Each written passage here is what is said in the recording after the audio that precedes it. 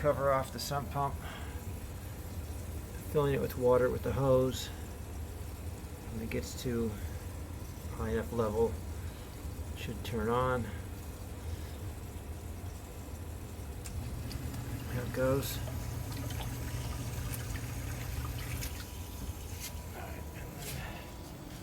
It empties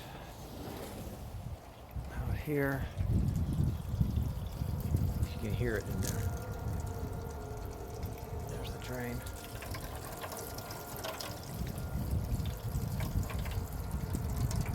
Let's go into this downspout.